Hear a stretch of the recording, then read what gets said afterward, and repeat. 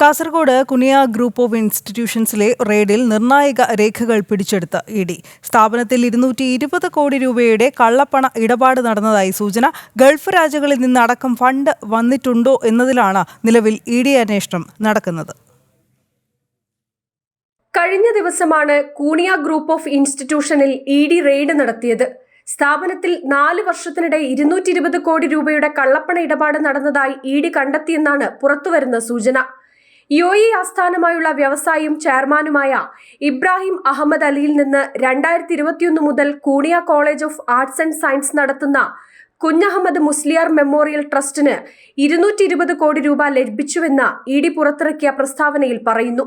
വിദേശത്ത് നിന്ന് ഫണ്ട് സ്വീകരിക്കുന്നതിന് കേന്ദ്ര ആഭ്യന്തര മന്ത്രാലയത്തിന്റെ അനുമതിയോ FCRO ബാങ്ക് അക്കൗണ്ടോ ട്രസ്റ്റിനില്ലായിരുന്നു. അങ്ങനെ വരുമ്പോൾ 220 കോടി രൂപയുടെ മുഴുവൻ വരവും പ്രത്യക്ഷത്തിൽ നിയമവിരുദ്ധമാണെന്നാണ് ഇഡിയുടെ നിരീക്ഷണം. കൂടാതെ 2010 വിദേശ സംഭാവന നിയന്ത്രണ നിയമപ്രകാരം ട്രസ്റ്റ് രജിസ്റ്റർ ചെയ്തിട്ടില്ലെന്നും ഇഡി കണ്ടെത്തി. ലെഡ്ജർ അക്കൗണ്ടുകൾ, ഒരു ക്യാഷ് ബുക്ക്, സാമ്പത്തിക രേഖകളടങ്ങിയ ഒരു ഹാൻഡ് ഡ്രൈവ് എന്നിവ ഇഡി റെയ്ഡിൽ പിടിച്ചെടുത്തിരുന്നു. കൂണിയ ഗ്രൂപ്പ് ചെയർമാൻ ഇബ്രാഹിം ഹാജിയുടെ സാമ്പത്തിക സ്രോതസ്, പണമിടപാടുകൾ എന്നിവയും ഇഡി പരിശോധിക്കുന്നുണ്ട്. ജനം, കോഴിക്കോട്.